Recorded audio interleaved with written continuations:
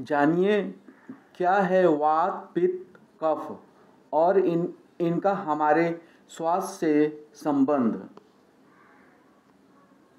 जब भी आप बीमार पड़ते हैं तो कुछ दवाइयाँ खाकर जल्दी से राहत पा लेते हैं, लेकिन कुछ दिन बाद आप फिर उसी बीमारी से पीड़ित हो जाते हैं। असल में कई ऐसे रोग होते हैं जिन्हें अगर जड़ से ख़त्म न किया जाए तो वे बार बार आपको परेशान करते हैं। आज की हमारी चिकित्सा प्रणाली रोग को जड़ से ख़त्म करने की बजाय उसके लक्षणों को तुरंत आराम दिलाने में ज़्यादा कारगर है। यही वजह है कि अब लोगों का रुझान आयुर्वेद की तरफ ज़्यादा बढ़ रहा है। आयुर्वेद की मदद से आप रोगों से हमेशा के लिए छुटकारा पा सकते हैं।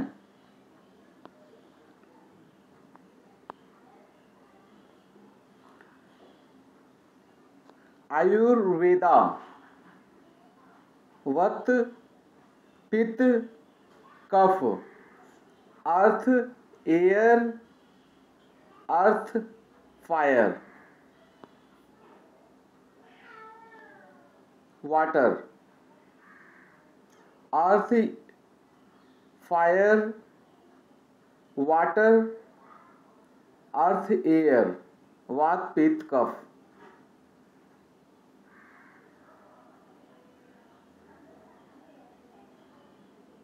पित्त fire water, kapha earth water, vata air अर्थ।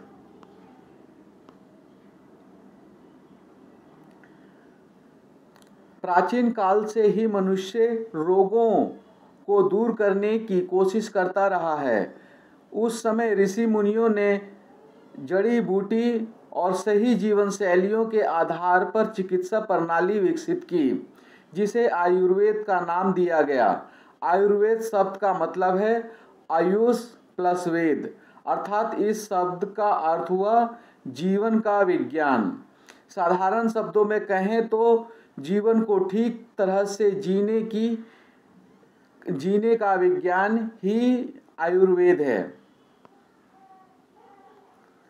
आयुर्वेद की मूल रचना संस्कृत में होने के कारण लोगों को आयुर्वेद के मूल नियमों को समझने में काफ़ी मुश्किलें आती हैं। आयुर्वेदिक पद्धति से जुड़े दोष, गुण, रस और प्रकृति जैसे शब्दों को लोग जानते तो हैं, लेकिन असल में इन शब्दों को सही मायने समझ नहीं पाते हैं। इसलिए हमारा यह प्रयास है कि हम आपको अपने लेखों के जरिए आयुर्वेद के मूल सिद्धांतों को ठीक से समझा सकें और उसमें इससे जुड़ी संपूर्ण जानकारी उपलब्ध करा सकें। आयुर्वेदिक पद्धति से इलाज के दौरान चिकित्सक सिर्फ रोगों के लक्षणों को ही नहीं देखता, बल्कि आपको मन, प्रकृति, दोषों, वात, पित्त, कफ और धातुओं की स्थिति को भी ध्यान में रखता है। यही वजह है कि एक ही रोगों से पीड़ित होने के बावजूद भी अलग अलग मरीजों की प्रकृति और दोष के अनुसार उसकी दवाइयाँ अलग अलग हो सकती हैं। अब बात आती है कि ये दोष मन, प्रकृति और धातु क्या है। आइए सबसे पहले दोष क्या है इसे समझते हैं।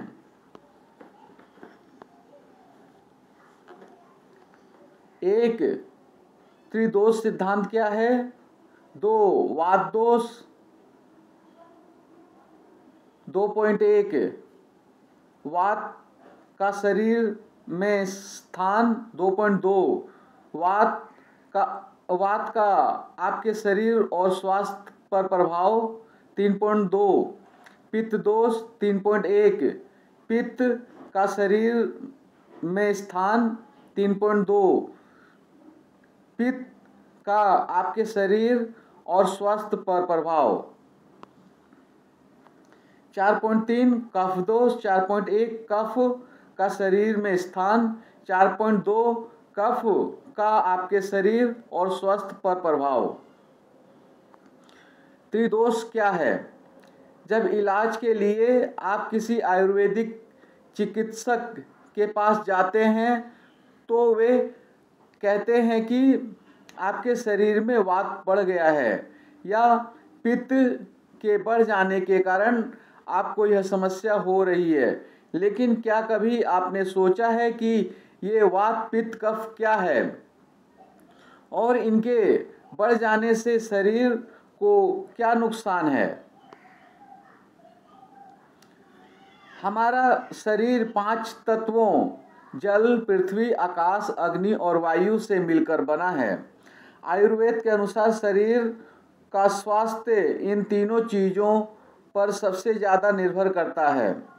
वात, पित्त और कफ, ये तीनों अगर शरीर में संतुलित अवस्था में है तो आप स्वस्थ हैं। अगर इनमें से किसी का भी संतुलन बिगड़ा तो रोग उत्पन्न होने लगता है। इसी वजह से इन्हें दोष कहा गया है। इन दोषों की संख्या 3 होने के कारण ही इन्हें त्रिदोष कहा गया है।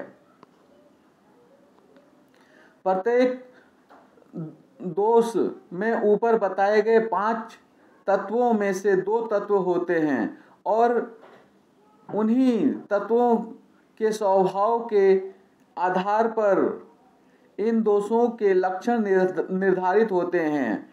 जैसे कि वात दोष, आकाश और वायु इन 2 तत्वों से मिलकर बना है। इन दोनों तत्वों के स्वभाव में ही गतिशीलता है, तो वात के लक्षण भी गति से जुड़े हैं। इन दोषों के असंतुलित होने के 2 मुख्य कारण हैं। पहला, इन दोषों में बढ़ोतरी और दूसरा, इनमें किसी वैसे देखा जाए इनमें कमी। वैसे देखा जाए तो किसी दोष में बढ़ोतरी होने से ही रोग होते हैं, क्योंकि अगर दोष स्वयं ही कमी की अवस्था में है वो रोग उत्पन्न नहीं कर पाएगा। आपकी खराब जीवन शैली और खानपान से इनका प्रभाव बदलता रहता है और यही बीमारियों के मुख्य कारण हैं। इसे ऐसे समझें कि अगर आप कफ दोष को बढ़ाने वाली चीज़ें ज़्यादा खा रहे हैं तो आपको कफ दोष से जुड़े रोगों के होने की संभावना बढ़ जाती है। असल में हमारे शरीर के निर्माण दोष, धातु और मल, इन तीनों से मिलकर हुआ है और इसमें भी दोष को सबसे ज़्यादा महत्वपूर्ण माना गया है। जब ये तीनों दोष संतुलित रहते हैं तो शरीर स्वस्थ रहता है। अगर इसमें से किसी एक का भी संतुलन बिगड़ता है तो आप किसी न किसी रोग के शिकार हो सकते हैं। ये तीनों दोष खुद दूषित होकर धातु और मल को भी प्रभावित कर देते हैं और शरीर में रोग उत्पन्न कर देते हैं। इसलिए इन दोषों को संतुलित होना ही स्वस्थ होने की पहली निशानी है। 1. वात दोष। वात दोष वायु और आकाश, इन 2 तत्वों से मिलकर बना है। वात दोष को सबसे अधिक महत्वपूर्ण माना गया है। इसके अनुसार जो तत्व शरीर में गति या उत्साह उत्पन्न करे वह वात या वायु कहलाता है। शरीर में होने वाली सभी प्रकार की गतियाँ इसी वात के कारण होती हैं। जैसे कि हमारे शरीर में जो रक्त संचार होता है वह भी वात के कारण है। वात की वजह से शरीर के सभी धातुएं अपना अपना अपना काम करती हैं। शरीर के अंदर मौजूद जितने भी खाली स्थान हैं वहाँ यह वायु पाई जाती है। शरीर के किसी एक अंग का दूसरे अंग के साथ जो संपर्क है वह भी वात के कारण ही संभव है। वात इतना प्रभावशाली है कि यह अन्य दोषों को एक स्थान से दूसरे स्थान तक पहुंचा देता है। इसके कारण अगर उस जगह पर पहले से ही वो कोई दोष मौजूद है तो वो और बढ़ जाता है। हमारे शरीर के अंदर होने वाली कोई भी गतिविधि जिसमें गतिशीलता या मूवमेंट है वो वात की वजह से है। जैसे कि शरीर में पसीना या मलमूत्र निकलने की प्रक्रिया भी वात के कारण ही होती है। इस प्रकार देखें तो आयुर्वेद के अनुसार शरीर में सभी प्रकार के रोगों का मूल कारण वात ही है। जिसे व्यक्ति के शरीर में वात दोष ज़्यादा होता है वह वात प्रकृति वाला कहलाता है। वात का शरीर में स्थान। वात का शरीर में मुख्य स्थान कोलन या पेट माना जाता है। इसके अलावा नाभि से नीचे का भाग, छोटी व बड़ी आंतें, कमर, जांघ और हड्डियां भी वात के निवास स्थान हैं।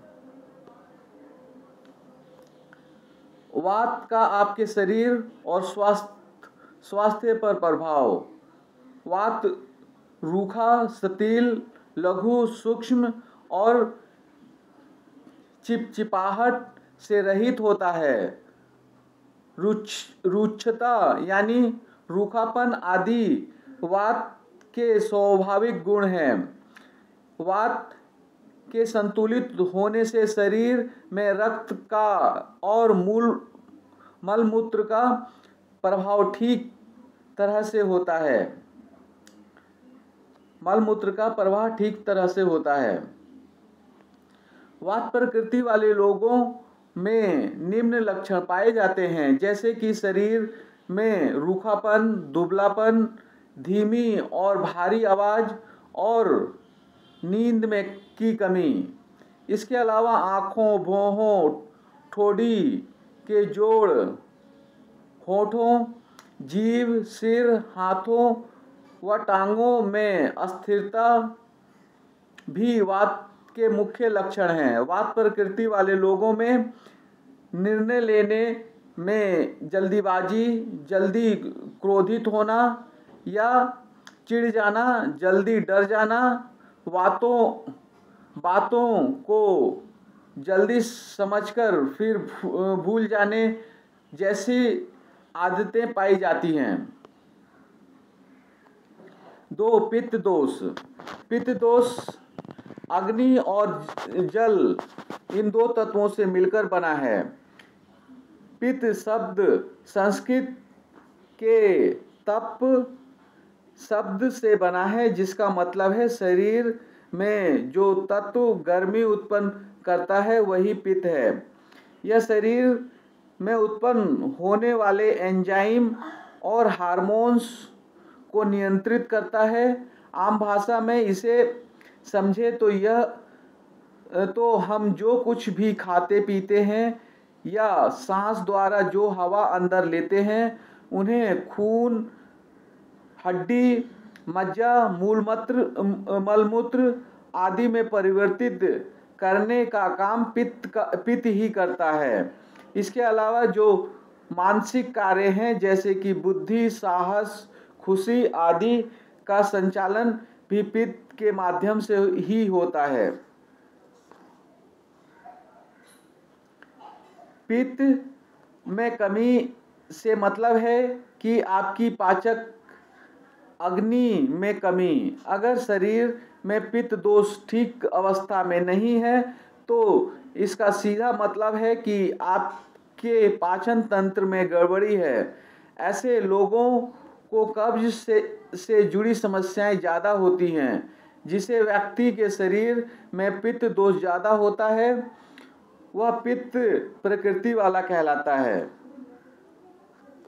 पित्त का शरीर में स्थान। शरीर में पित्त का मुख्य स्थान पेट और छोटी आंतें हैं। इसके अलावा छाती व नाभि का मध्य भाग, पसीना, लिम्फ, खून, पाचन तंत्र व मूत्र संस्थान भी पित्त के निवास स्थान हैं। पित्त का आपके शरीर और स्वास्थ्य पर प्रभाव। वात की ही तरह पित्त दोष का भी शरीर के स्वास्थ्य और स्वभाव पर प्रभाव पड़ता है। पित्त का मुख्य गुण अग्नि है। पित्त के संतुलित होने से पेट और आंत से जुड़ी सारी गतिविधियां ठीक तरह से होती हैं। गर्मी ना बर्दाश्त कर पाना, शरीर का कोमल और स्वच्छ होना, त्वचा पर भूरे धब्बे, बालों का जल्दी सफ़ेद होना आदि पित्त के लक्षण हैं। इसका एक गुण तरल भी है जिसकी वजह से मांसपेशियों और हड्डियों के जोड़ों में ढीलापन, पसीना, मल और मूत्र का अधिक मात्रा में बाहर निकालने जैसे लक्षण आते हैं। शरीर के अंगों से तेज बदबू, कच्चे मांस जैसी गंध आना भी पित्त के कारण ही होता है। 3. कफ दोष। कफ दोष पृथ्वी और जल इन दो तत्वों से मिलकर बना है। दोषों के महत्व और कर्म के अनुसार कफ तीसरे स्थान पर आता है। कफ दोष शरीर के सभी अंग का पोषण करता है और बाकी दोनों दोषों वात और पित्त को भी नियमित करता है। हमारे मानसिक और शारीरिक काम करने की क्षमता, रोग प्रतिरोधक क्षमता, काम शक्ति, धैर्य, क्षमा और ज्ञान आदि कफ के गुण हैं। कफ में मौजूद तमोभाव ही नींद का मुख्य कारण है। शरीर में अगर कफ की मात्रा में कमी आती है तो बाकी दोनों दोष अपने आप ही बढ़ने लगते हैं। कफ भारी, मुलायम, मधुर, स्थिर और चिपचिपा होता है। यही इसके स्वाभाविक गुण हैं। जिस व्यक्ति के शरीर में कफ दोष ज़्यादा होता है वह कफ प्रकृति वाला कहलाता है। कफ का शरीर में स्थान। हमारे शरीर में कफ का मुख्य स्थान पेट और छाती है। इसके अलावा गले का ऊपरी भाग, कंठ, सिर, गर्दन, हड्डियों के जोड़, पेट का ऊपरी हिस्सा और वसा भी कफ का निवास स्थान है।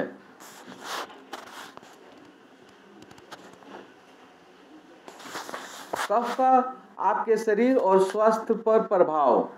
कफ प्रकृति वाले लोगों में निम्नलिखित लक्षण पाए जाते हैं, जैसे कि उनकी चाल स्थिर और गंभीर होती है, भूख, प्यास और गर्मी कम लगना, पसीना कम आना, शरीर में वीर्य की अधिकता, जोड़ों में मजबूती और स्थिरता, शरीर में गठीलापन और शारीरिक अंगों में चिकनाहट इसके प्रमुख लक्षण हैं।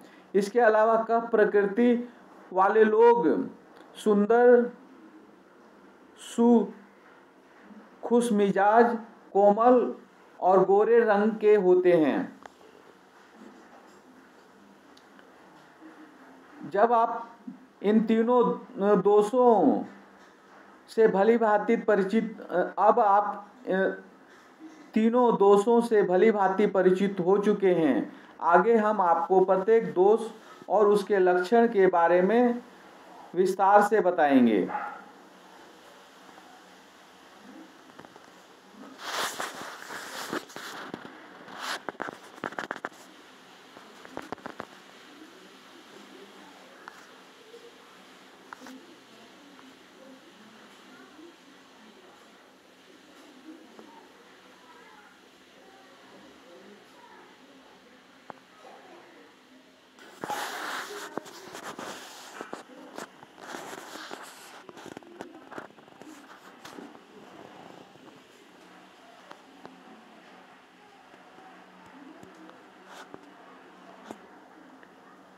वात पित्त कफ दोष के कारण, लक्षण और इलाज।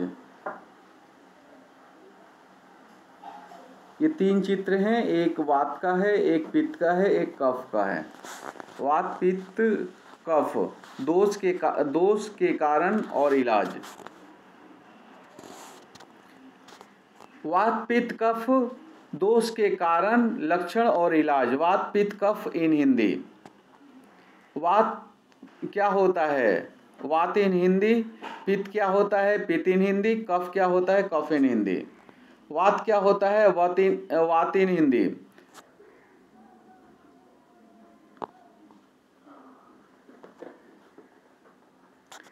वात या वायु तीनों दोषों में सबसे अधिक महत्वपूर्ण है। वात या वायु या दोनों ही शब्द संस्कृत के या गति गंधियों धातु से बने हैं। इसके अनुसार जो तत्व शरीर में गति या उत्साह उत्पन्न करे वह वात अथवा वायु कहलाता है। इस प्रकार शरीर में सभी प्रकार की गतियाँ इसी वात के कारण होती है। वात को ही प्राण कहा गया है, अर्थात अथर्ववेद में प्राणे नमो यस्य सर्वमिथा वसे कहकर संपूर्ण ब्रह्मांड को प्राण के वश में कहा गया है। चरक में वायु को ही अग्नि का प्रेरक, सभी इंद्रियों का प्रेरक तथा हर्ष व उत्साह का उत्पत्ति स्थान कहा गया है, क्योंकि यह वायु ही शरीरगत सभी धातुओं और अपने अपने कार्य में प्रवृत्त करता है तथा शरीर को धारण करने वाला वायु ही है। यही प्राण वायु के रूप में पंचमहाभूतों में विद्यमान है। वात के रूप में त्रिदोष में स्थित है। यही वायु श्वास प्रश्वास व ऊर्जा के रूप में देह को धारण करता है। इसी का नाम प्राणवायु या वात है। वात के गुण और कार्य। वात के गुण और कार्य। 1, यह प्राण शब्द जीवनीय शक्ति का घोतक है। 2, यह मन ज्ञानेंद्रियों और कर्म इंद्रियों को अपने अपने विषयों और कर्मों में नियुक्त करता है। 3, शरीर की पाचक अग्नि और धातु अग्नियों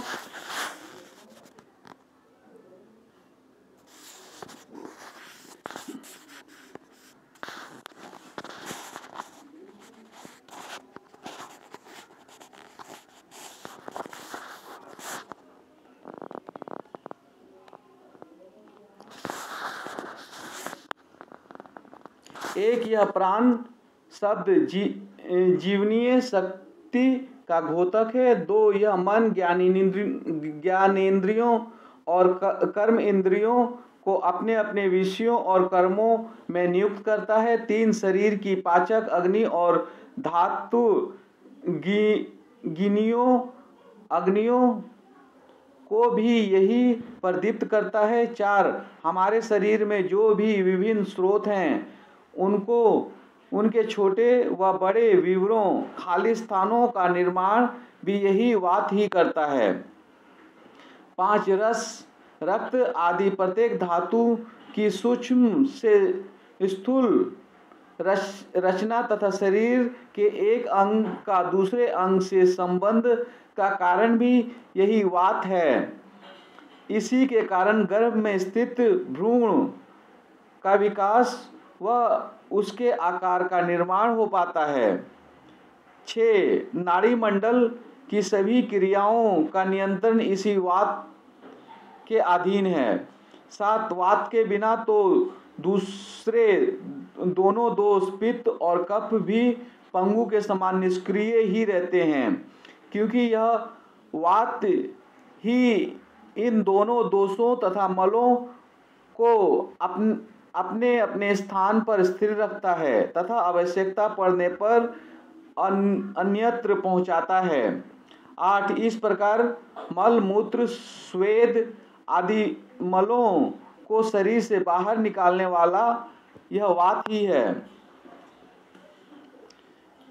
जब यह अपनी समावस्था में रहता है तो सभी दोषों धातुओं और मलों को भी रस अवस्था में रखता है, सम अवस्था में रखता है। परंतु जब यह दूषित या कुपित हो जाए तो सभी दोषों धातुओं मलों और स्रोतों को भी दूषित कर देता है, क्योंकि गतिशीलता होने के कारण यह किसी भी दोष को दूसरे स्थान पर पहुंचा देता है, जिससे उस स्थान पर पहले से ही विद्यमान दोषों में वृद्धि हो जाती है और रोग उत्पन्न हो जाता है।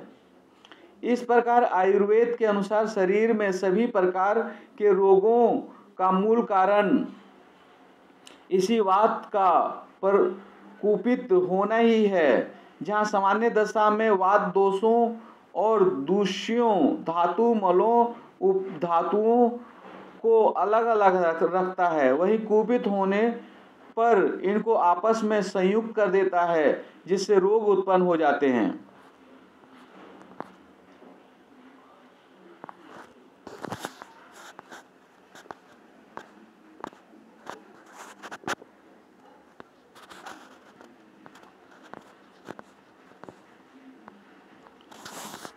वात में एक गुण है योग्य वाहिता, अर्थात अन्य दोषों के सहयोग से उनके गुणों को धारण करना। इस प्रकार जब यह पित्त दोष के साथ मिलता है तो उसमें दाह उष्णता आदि पित्त के गुण आ जाते हैं, और जब कफ के साथ मिलता है तो उसमें स्थिरता क्लेदन गीलापन आदि गुण आ जाते हैं। यह वात स्थान और कर्म के भेद से 5 प्रकार का माना गया है: प्राण, उदान, समान, व्यान और अपान। सभी प्रकार के रोगों की उत्पत्ति में वात का योगदान होता है, परंतु केवल वात के प्रकोप से उत्पन्न होने वाले नानात्मज रोग संख्या में 80 माने गए हैं। वात दोषों के कारण वात के कुपित होने के कारण वेगरोध अर्थात मलमूत्र छींक आदि स्वाभाविक इच्छाओं को दबाकर रखना, खाए हुए भोजन के पचने से पहले ही फिर कुछ खा लेना,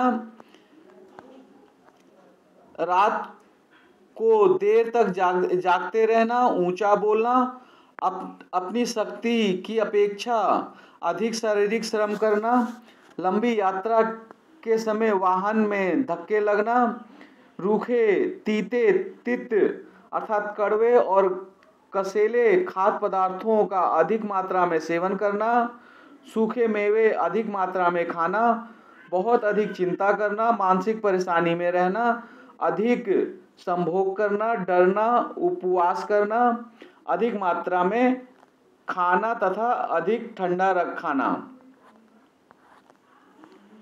इन सभी कारणों से शरीर में वात दोष कुपित हो जाता है। वर्षा ऋतु में तो इन कारणों के बिना भी वात का प्रकोप स्वाभाविक रूप से हो जाता है। वात प्रकृति वाले लोगों में तो बहुत अल्प कारणों से ही वात का प्रकोप हो जाता है। वात दोषों के लक्षण। वात के प्रकोपित होने के लक्षण। जब शरीर में वात प्रकोपित हो जाता है तो उससे शुष्कता, रूखापन, अंगों में शरीर में जकड़न, सुई की चुभन जैसा दर्द, संधि शैथिल्य, हड्डियों के जोड़ों में ढीलापन, संधि च्युति, हड्डियों का खिसकना, हड्डी का टूटना, कठोरता, अंगों में कार्य करने की अशक्ति, अंगों में कंपन व अस्वाभाविक गति से अंग का शून्य पड़ना, शीतलता, कमजोरी, कब्ज, शूल, तेज पीड़ा, नाखून, दांतों और त्वचा के रंग का कुछ काला या फीका पड़ना, मुंह का स्वाद कसेला या फीका होना आदि लक्षण प्रकट होते हैं। वात का मूल स्थान पाकवाश्य आंत है। अन्न का मल भाग जब पाकवाश्य में पहुंचता है तो वात उत्पन्न होती है, जो दूषित या प्रकोपित वात ही होती है। प्रकोपित वात के उपचार। जिन कारणों से वात का प्रकोप होता है उन कारणों को दूर करने तथा वात के विरोधी खानपान, औषधियों और साधनों का प्रयोग करने से वात शांत हो जाता है। इसके अतिरिक्त वात जो अपने गुण कर्म है उनसे विपरीत उल्टी चिकित्सा करना चाहिए। इसी दृष्टि से निम्नलिखित उपायों का प्रयोग करना चाहिए। 1. स्नेहन अर्थात स्नेह पदार्थों, घी, तेल, वसा, मज्जा का सेवन, उष्ण जल से स्नान करना तथा स्नेह युक्त बस्ती एनिमा देना। 2. स्वेदना या सेंक, गर्म जल से तथा वातनाशक औषधियों के काढ़े से सेवन या अवगाहन, काढ़े वाले टब आदि में बैठना एवं अन्य गर्म पदार्थों का प्रयोग करके पसीना लाना। 3. मृदु विरेचन अर्थात स्निग्ध, उष्ण तथा मधुर, मीठे, अम्ल, खट्टे तथा लवण, नमकीन रस वाले द्रव्य से तैयार औषधि से हल्का विरेचन करना जिससे मल बाहर निकल जाए। 4. रोग वाले अंगों पर पुलिटिस या पट्टी कपड़े से बांधना। पादाघात अर्थात पैर से दबाव, वातनाशक द्रव्यों का नशे लेना, नाक में डालकर ऊपर की ओर खींचना, उनका उबटन मलना, स्नान, संवाहन, हाथों से अंगों को दबाना और मालिश करना। 5. वातहर औषधियों के काढ़े की धारा सिर पर डालना, शिरोधारा परिसेक। 6. वाताशामक औषधियों से तैयार आंसू आदि पिलाना।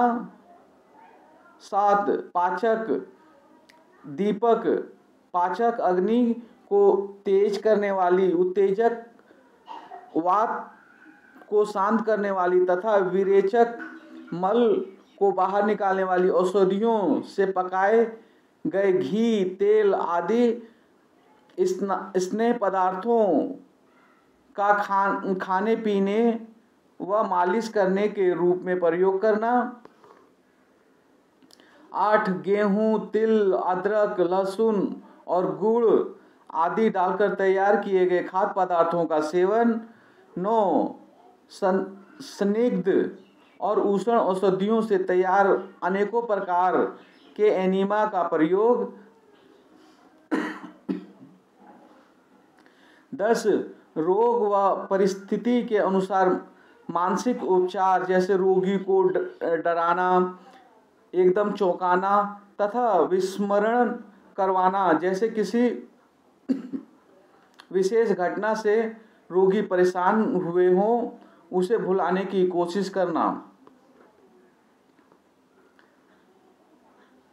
स्निग्ध द्रव्यों में वात की शांति के लिए तिल का तेल सबसे अधिक श्रेष्ठ है तथा अनुवासन बस्ती एक प्रकार का एनिमा विशेष रूप से लाभकारी है।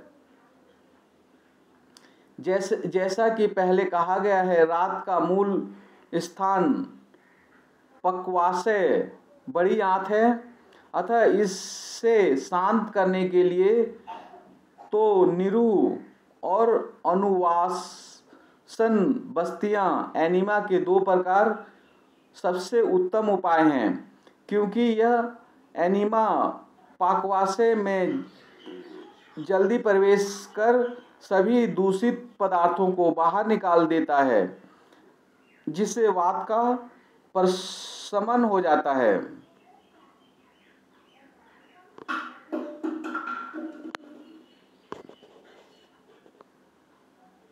पित्त क्या होता है?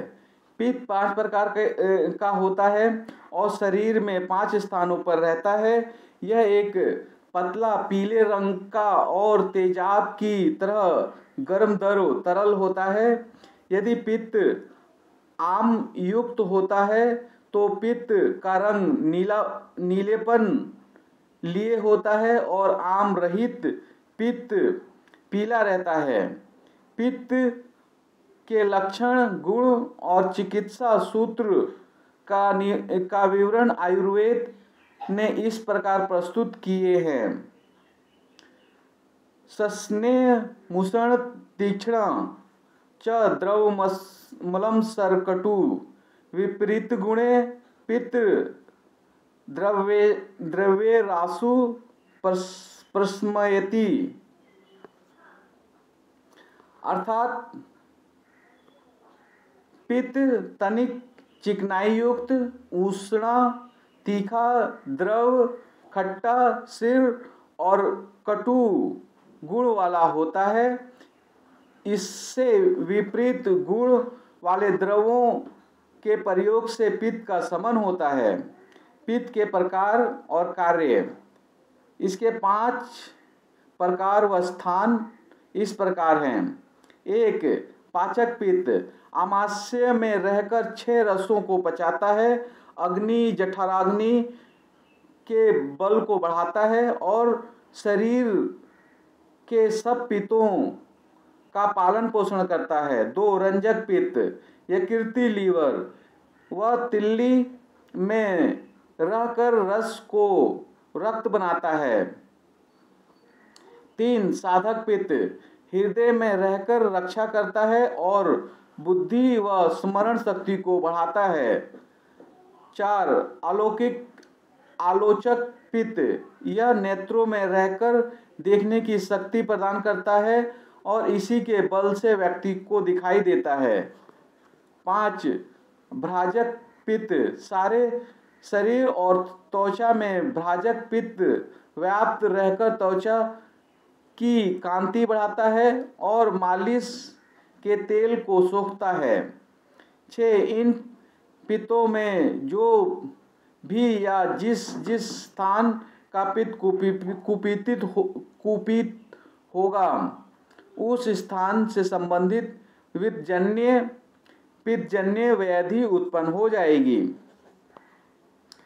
पित्त के लक्षण। जब पित्त कुपित होता है तब शरीर में जलन और आग की ज्वाला की आंच लगने का अनुभव होना, गर्मी लगना, खट्टी डकारें आना, पसीना बहुत आना, शरीर से दुर्गंध आना, जी मिचलाना, घबराहट, उल्टी होना, होने की इच्छा होना या उल्टी होना, मुंह का स्वाद कड़वा होना, त्वचा का सूखा होना,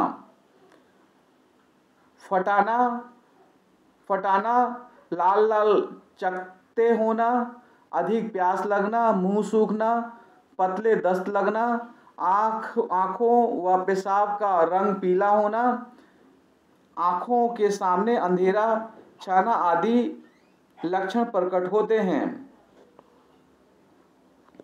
पित्त के कारण एक शरीर पर पित्त कुपित होने का मुख्य कारण होता है तेज मिर्च मसाले, तेल, तले हुए और उष्ण प्रकृति के पदार्थों का लगातार अधिक समय तक अति सेवन करना। 3, इसके अलावा श्रम की अधिकता, मैथुन कर्म में अधिकता, खटाई और खट्टे पदार्थों का सेवन, मादक पदार्थों का सेवन व मांसाहार का सेवन करना, खट्टी दही आदि का सेवन करना। 3, अनुचित ढंग से रहन सहन के कारण पित्त प्रकोप होता है। 4, मानसिक रूप से अधिक क्रोध करना, शोक, चिंता व तनाव से पीड़ित रहना आदि कारणों से भी शरीर में गर्मी बढ़ती है और पित्त कुपित हो जाता है। ऐसे लोग ज़्यादा पित्त प्रकोप से पीड़ित रहते हैं। 5, प्राकृतिक रूप से ग्रीष्म और सर्दी ऋतु में शाम को और आधी रात के समय युवावस्था और अन्न का पाचन होते समय पित्त कुपित रहता है। 6, वर्षा काल में पित्त संचित होता है, शरद ऋतु में कुपित होता है और हेमंत ऋतु में शांत रहता है। पित्त के उपाय: मधुर, कड़वे, कसेले, शीतल, तरल पदार्थ, विचेरक पदार्थ, मुनक्का, केला, आंवला, परवल, ककड़ी, मिश्री, घी, दूध, पित्त पापड़ा, शतावरी, त्रिफला आदि के सेवन से पित्त प्रकोप का शमन होता है। कफ बढ़ाने वाले पदार्थों का उचित मात्रा में सेवन करने से पित्त का शमन होता है। कफ क्या होता है? पित्त की भांति कफ के विषय में विवरण देते हुए आयुर्वेद में बताया गया है कि कफ में 5 प्रकार होते हैं और शरीर में 5 स्थानों पर रहकर कार्य करता है। कफ का परिचय देते हुए आयुर्वेद कहता है: गुरुसती, मृदु, स्निग्ध, मधुर, स्थिर, पिच्छिला, श्लेष्मा, प्रस्मयंती, विपरीत, गुणैर्गुणा। अर्थात कफ भारी, ठंडा, मृदु, चिकना, मीठा, स्थिर और पिच्छिल गुण वाला होता है। इन गुणों से विपरीत गुण वाले द्रवों के प्रकार से कफ का शमन होता है। कफ के प्रकार और कार्य: कफ 5 प्रकार व स्थान इस प्रकार हैं।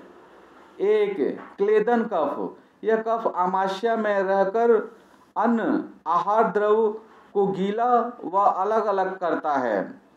2, अवलंबन कफ: रसयुक्त वीर्य से यह कफ हृदय में रहकर हृदय भाग का अवलंबन देता है।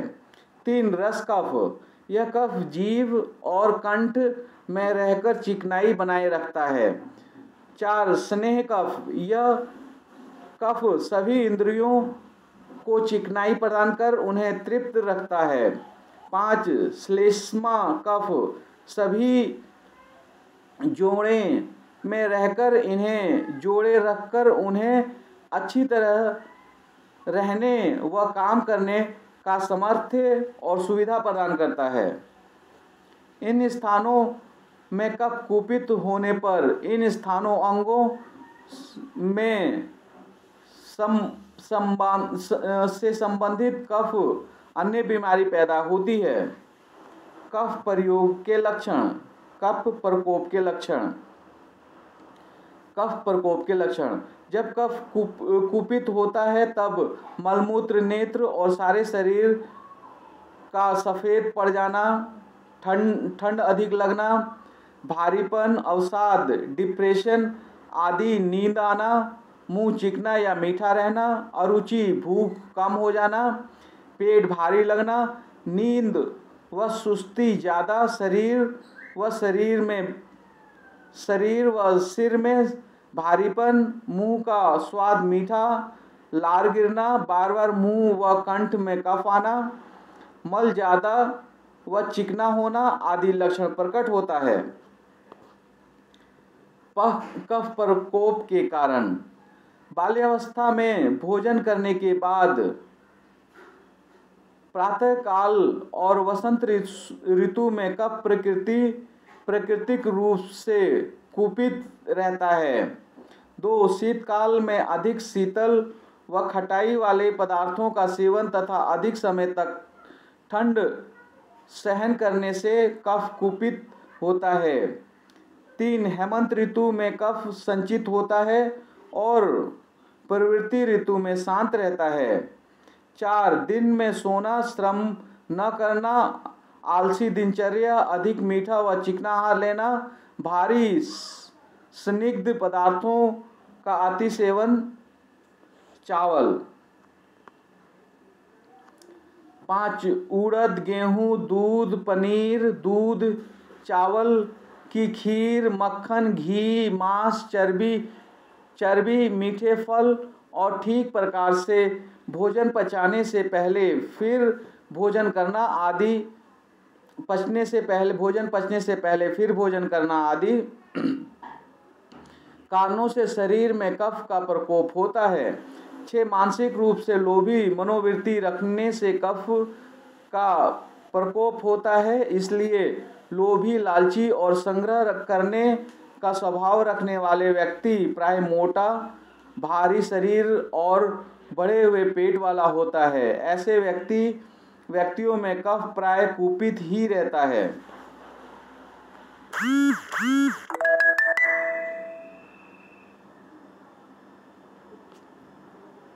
कफ निकालने के उपाय। चरपरे, कसेले, रूखे व गर्म पदार्थों का सेवन करना, कफनाशक, स्वेदन क्रिया, पसीना निकालना, कफ विचेरक, दस्त लेना, कसरत या अधिक श्रम करना, वामन उल्टी करना, ठंडे पानी में शहद घोलकर पीना, गर्म पानी पीना, त्रिफला, चना, मूंग, लहसुन, प्याज, नीम, निसोत व कुटिकी आदि का सेवन करने से कफ प्रकोप का शमन होता है। इसमें से किसी भी एक या दो या तीनों के कुपित होने से तो अस्वस्थता पैदा होती ही है, साथ ही इनकी कमी होने से भी अस्वस्थता पैदा होती है। इस विषय पर संक्षिप्त रूप में जानकारी प्रस्तुत करते हैं। वात में कमी होने पर सांस लेने में कठिनाई, घबराहट, भारीपन, सुस्ती व अर्धमूर्छिता का अनुभव होता है। पित्त में कमी होने पर मंदाग्नि, ठंडापन, आलस्य, मन में उदासी और निस्तेजता आदि लक्षण प्रकट होते हैं। कफ का क्षय, कमी होने पर शरीर में रूखापन, जलन, सिर खाली सा लगना, जोड़ और हाथ पैर ढीले होना, अनिद्रा और शरीर दुबला होना आदि लक्षण प्रकट होते हैं।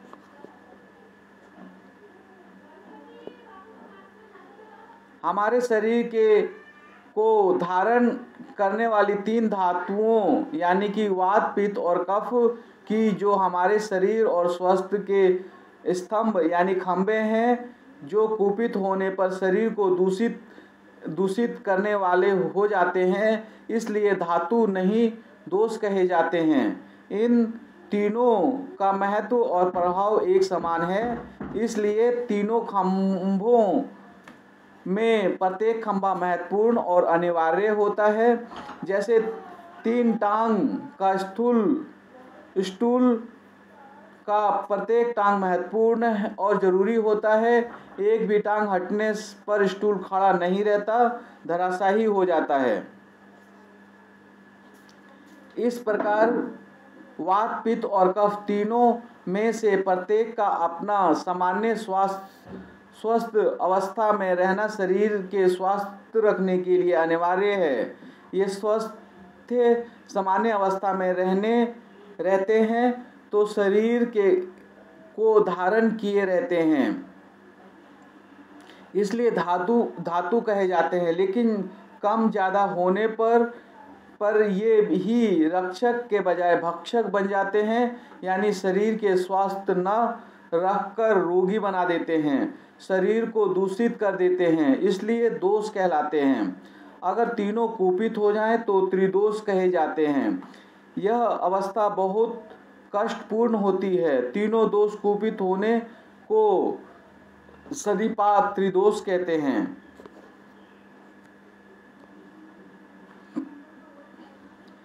इन तीनों के लक्षण ध्यान में रखें।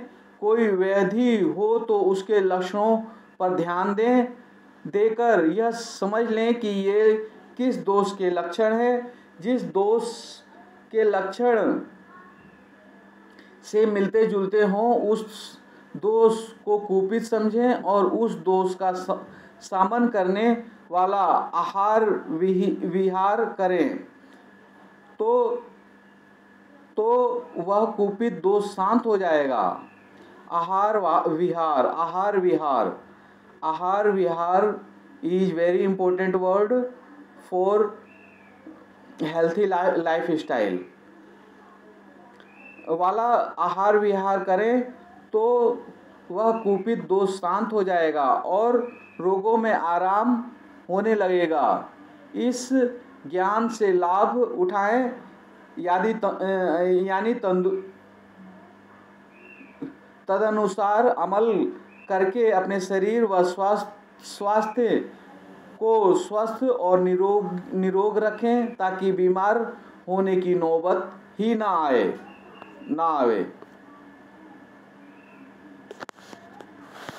उम्मीद है आपको वात, पित्त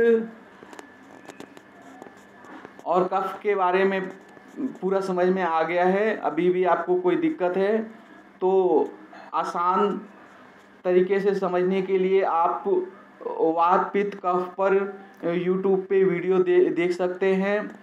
राजीव दीक्षित जी की वीडियो है, वह काफ़ी अच्छी है और भी बहुत सारे वीडियो उपलब्ध हैं, तो वहाँ से भी और अधिक जानकारी ले सकते हैं। Thank you very much for watching this video.